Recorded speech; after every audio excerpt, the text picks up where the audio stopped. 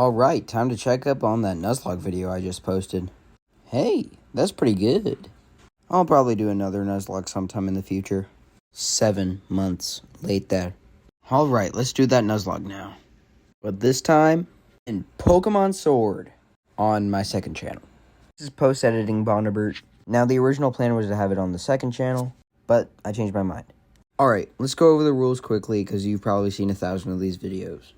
If a Pokemon faints, it dies, and you can't use it in battle anymore. And you have to nickname your Pokemon so you get more attached to them. So when they die, you feel sad.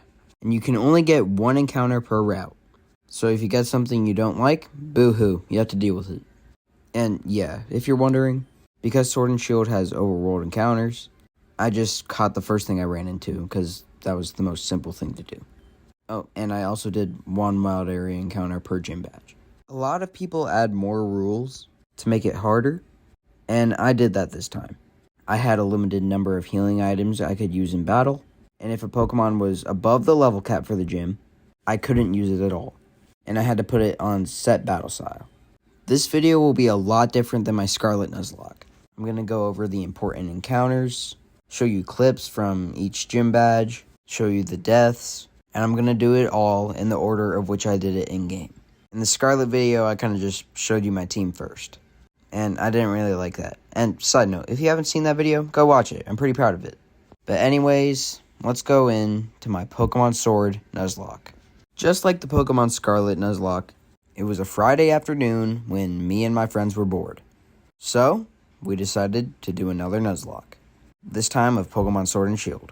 We had a lot of fun with the Scarlet Nuzlocke, so we decided why not do it in this game. The first member of the team was Grookey. I nicknamed him Harambe, and we proceeded to destroy Hop in our first 2 battles. I continued through the rest of the early game. My first encounter was a Wooloo, which I named Fodder, and I immediately put him in the box. And I caught a Blipbug, which I named Brainy, and I added him to the team. I then proceeded to the wild area, where I caught a Pancham, which I named Shifu, after Master Shifu from Kung Fu Panda. And it's not like we ran into a Haunter that was level 32 that almost killed my team. That never happened. I then evolved Grookey and Blipbug into Thwackey and Dottler. When we got to Motostoke, I made my league number 0 because I thought that was cool.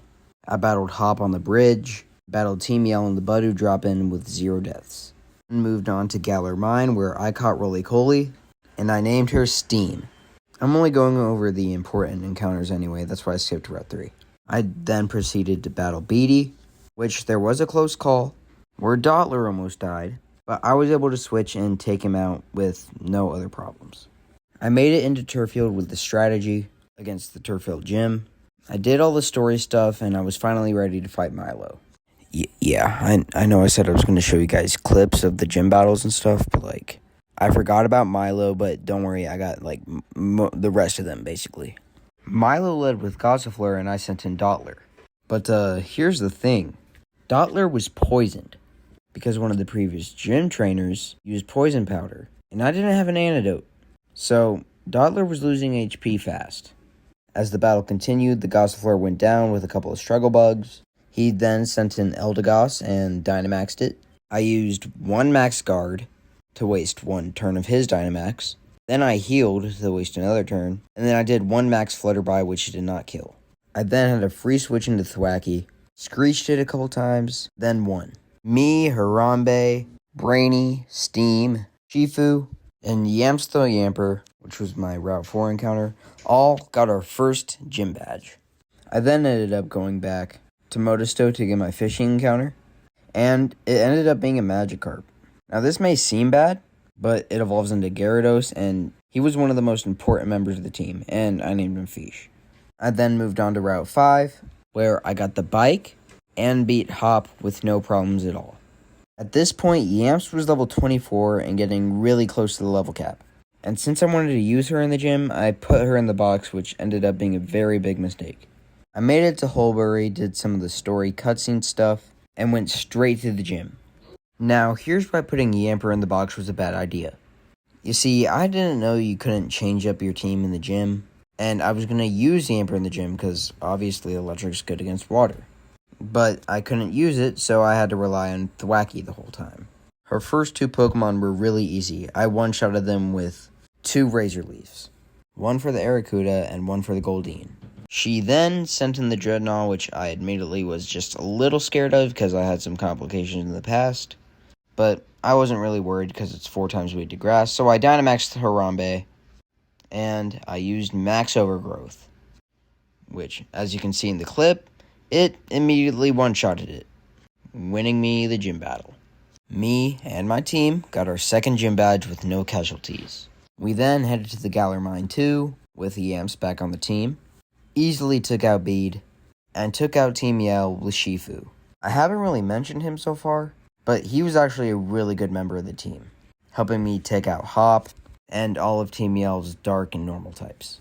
Fighting types are really useful. I then did a little bit of grinding in the wild area, especially on the 2 team members I knew would be the most helpful in the 3rd gym. I evolved Fish into Gyarados, and evolved Steam into Karkle. And Steam finally got her time to shine in this gym. And, I didn't think this was too important to mention, but Yamps evolved into Boltund. I always forget which order it's in for some reason, but I'm pretty sure you battle Marnie first. So I took her down with a mixture of Brainy and Shifu. Me and Karkle did the gym challenge really quickly, and it was time to face Kabu, which I was kinda scared for. His first 2 Pokemon were easy. Karkle was able to take them out with Ancient Power and Rock Blast, and yeah, I forgot to get the clip for this gym too. But anyways, he sent out Gigantamax Centiskorch, which I was admittedly pretty scared of, but then I sent out Gyarados and Dynamaxed it. His Gmax sent a Furnos and Max Flutterbys didn't do anything to Gyarados, so all it took was a couple of Max Geysers, and the Centiskorch was down. After me and my team got our 3rd gym badge, we headed to Hammerlock and did all the boring cutscene story stuff. Honestly, if you ask me, this game has one of the most boring stories in all of Pokemon, but hey, that's just me. And multiple other people. We then headed to Route 6, where there were multiple close calls in which Fish almost died. Yeah, one of the most important members of my team was almost killed by one of Team Yell's Galarian Lanoons, because it used Hone Claws and Night Slash, and that got kind of scary. And also, there was a Clefable battle on this route, and it had Metronome, which, in case you didn't know, Metronome allows the Pokemon to use any Pokemon move. And the funny thing was, I was begging for it not to get something like Thunderbolt, and guess what it got? It got Thunderbolt, and Fish was brought down to not-so-chill 20 HP. This inspired me to get pretty much everyone to the level cap before the gym, because in my first playthrough I may or may not have lost to this gym, and I really didn't want to do that. Everyone either went from being in their middle stage or beginning stage to their final stage in just a couple of hours. If I'm being honest, I was a little scared to fight B. But I did have Orbeetle on my side, and Orbeetle's never let me down in the past. She sent in Hitmontop, and I 2-shotted it with a Psychic. She sent in Pangoro, and I sent in Gyarados, and I easily 2-shotted it with a couple of Waterfalls. She sent in Surfetch, and I kept Gyarados in, and did the same thing. I 2-shotted it with Waterfall. I sent in Harambe, and she sent in Gmax Machamp. I saw how much one Max Overgrowth did, and her Max Strikes weren't doing too much to Harambe. So, as you can see in the clip, I just went for another Max Overgrowth, and the Machamp easily went down. I'm just glad this battle was easier than it was in my first playthrough. Then went and did the boring story stuff, and battled Bede with no complications at all. Nuzlocke was going pretty smooth so far. A little too smooth. Foreshadowing. I then went to Glimwood Tangle and did not get an important encounter. I just want to comment on how cool this place is. Low-key, one of the coolest places in all of Pokemon, in my opinion. Look, Sword and Shield. You may not be the best Pokemon games, but I gotta admit, you got some of the best locations ever. Thanks! I then made it to Battlemelia, which is also one of the coolest places in all of Pokemon. And since there isn't much to do between the 4th and 5th gym, I was ready for the gym right away. Me and my team were able to take out the gym challenge pretty easily, and it was time for Opal. Orbeetle was able to take out the Galarian Weezing pretty quickly. It just took a couple of Psychics. She sent in Togekiss, so I sent in Colossal. While Colossal did take a couple of hits, we were able to take down the Togekiss. She sent in Mawile, or as I like to say, Mawile, and it only took one Heat Crash to take it out. She sent in Gmax Alchemy, and I decided to keep Colossal in, and Dynamax it. We were able to waste his G-Max turns, but I did have to switch out Colossal because it was at low HP. Since the Alchemy was at low HP too, I decided to send in Fish. And yeah, I know it looks like Fish is over the level cap, but he leveled up during the gym battle. I got the Intimidate up, and since there wasn't really any way that this little pile of cream could destroy my Fish, I just went in and used Waterfall. And, as you can see, it immediately took it out. This gym battle was pretty easy. No casualties. Yet. Then went on and did all the story stuff between Bal and Leia and Sirchester. I got a couple of encounters, but the only important one was Jover the Snover. You'll see why she's important in a little bit. I made it to Sirchester and realized my team was just a little bit underleveled for the gym. Not underleveled to the point where we would lose immediately, but they weren't really close to the level cap. So I just spent a little bit of time training them up. I then proceeded to do one of the worst gym puzzles in all of Pokemon. Yeah, this is really one of the worst. I just think they could have made it something else. But no, every time you fall into a hole, you have to restart. It's just so annoying. I was ready for this gym battle, and I wasn't really scared one bit, because I had a lot of counters to his team. I led with Harambe, and Gordy led with Barbaracle. And since it has a 4x weakness to Rillaboom, it was an easy knockout. He then sent in Shuckle, and it only took 2 drum beatings to take it out because it has godly defense. He sent in Stonejourner, and I sent in Pangoro, and just with 1 Brick Break, it was taken out easily. He sent in G-Max Colossal, and I Dynamaxed Pangoro. I went for 1 Max Knuckle, but it didn't do enough, but luckily, Max Knuckle raises your attack every time you use it. One of his Max Flares did a decent amount of damage, but it didn't do enough. I went for 1 more Max Knuckle, and it was able to take it out. Yet another easy gym battle for me. I mean, I did kind of have multiple type advantages here. I just want to comment on this hot battle in the city. It's one of the worst rival battles ever. First of all, it comes out of nowhere, and it's hailing right away. Secondly, he has this very bulky Snorlax, which is annoying to take out. And it almost killed Fish. But luckily, I was able to get out of this battle just fine. I just want to comment on how annoying it is. I headed on to Route 9, where I got yet another not-important encounter. And yeah, the hail was annoying. We were able to get out of here with no casualties at all. Me and my team made it to Spikemouth, and I wasn't really scared for any of the battles here. I had counters for dark types and normal types, so I didn't have anything to be scared of. Right? I battled Marnie outside of Spikemouth, and just like last time, I sweeped her team with Pangoro. I did the gym challenge, which was just a bunch of Team Yell battles, which are always easy, and we made it to Pierce. You know, he's probably going to be easy. He doesn't use Dynamax, so there's no way he's going to be as hard as other gym leaders. He led with Scrafty, and I led with Pangoro. It was a 2-hit knockout with Brick Break, but it was pretty risky because Pangoro is also weak to fighting. I sent in Rillaboom, and he sent in Malamar. I'll give a little backstory after this, just watch.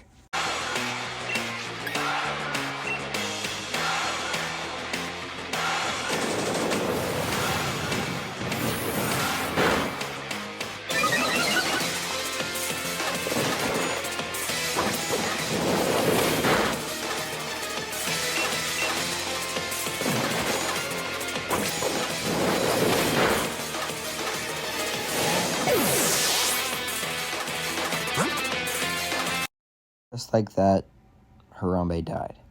I wasn't paying attention, and his death could have been easily prevented. I didn't notice the Malamar's speed raise, and it just happened.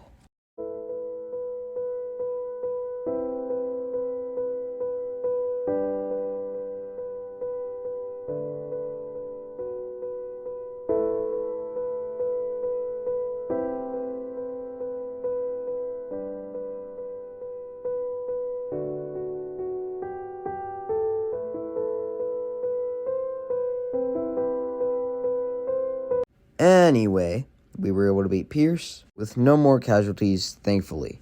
And right after that, I went to go get my next wild area encounter. I caught a Snorlax and I named him America. I named him that because he's fat and loves capitalism. I can make that joke because I'm American.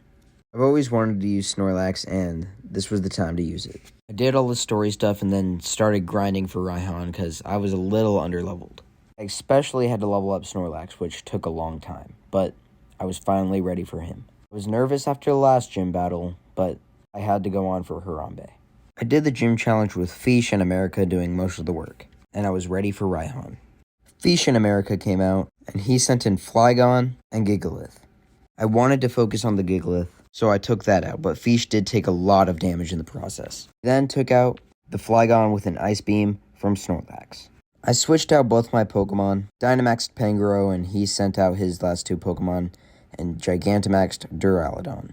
While Orbeetle and Sandaconda were duking it out on the ground, Duraludon and Pangoro were duking it out in the sky. My Max Knuckles weren't doing much, but eventually we were able to take it out. I healed up America and sent him back in, and Shifu's Dynamax was out.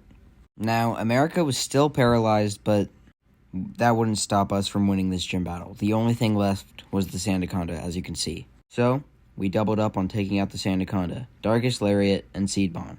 The Sandaconda was faster, however, but it didn't do much to Shifu. Darkest Lariat took it out. And we won the final gym badge. We're now getting into the point of the game where almost everyone has a team of 5 or above. Since I don't want this video to be over an hour long, I'm gonna dumb things down and just simplify the events how they happened. But don't worry, there will be some clips put in there every now and then. After Raihan, I moved on to the victory road of this game, which is Route 10. There are a lot of annoying and tough battles on this route, but me and my team were able to get out of there just fine, and we made it to Winden, which is the final stretch of the game. Here will be the toughest battles we faced yet, including Leon. But let's not worry about that. The Champions Cup started, and the first battle up was Marnie. I knew she was going to be a pushover, like always. I'm pretty sure I used a mix of Pangoro, Orbeetle, and Snorlax to sweep her team. Next up was yet another easy battle. The only Pokemon I used was Fish, and that's it. A couple of Dragon Dances, and I sweeped his team. But there was a really close call, and I'll show you.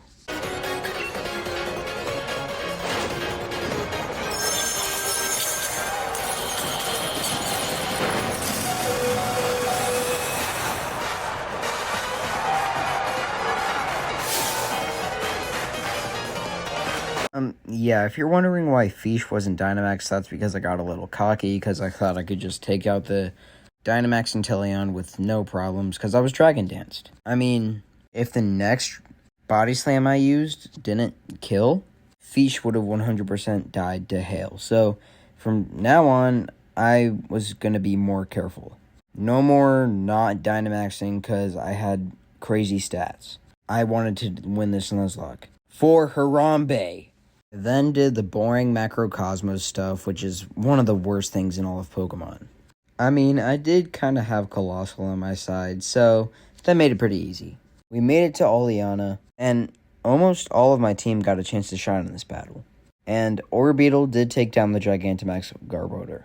It was now day 2 of the Champions Cup, and it started off with a surprise bead battle. Whatever, I always found this battle to be useless. Although, it did kind of wrap up Bead's character. Anyway, Snorlax just body slammed his way through his team. Basically just one-shotting everything. Except for the Hatterene. I Dynamaxed Snorlax, and 3 Max Strikes just weren't enough to take the Hatterene out. Thankfully, though, it was enough to waste its Gigantamax. And since America is very, very bulky, he was able to take 3 G-Max whatevers from the Hatterene. And just like that, with one Body Slam, even though America was confused, he hit through the confusion, and Body Slam took at the Hatterene, and we beat B. Next battles up were B and Nessa, and I'll group them together, cause I just swept them with 2 separate Pokemon. Yamp swept Nessa, and Brainy swept B. Next up was Raihan, and I was admittedly kinda scared, but I think I came up with a pretty good strategy. For most of his team, I used High Horsepower and Ice Beam on Snorlax, and I'll get into how I took down the Duraludon. Firstly, I withdrew Fish, who did stall out the Gigantamax with a couple of Max Guards and 1 Max Geyser, and I sent in Shifu, who obviously is super effective against Duraludon. It's a good thing the Stone Edge missed, because if it hit, I don't know if Shifu would have survived this body press. I was just lucky that he did. And with one brick break, the Duraludon was taken out. A battle that I was scared for ended up being not that bad. It was now time for the Chairman Rose storyline. I was a little scared for Eternatus, but not for Chairman Rose, because I did have some counters to his team. Almost all of his team, I used Colossal and Pangoro until the Caparaja. So, just watch.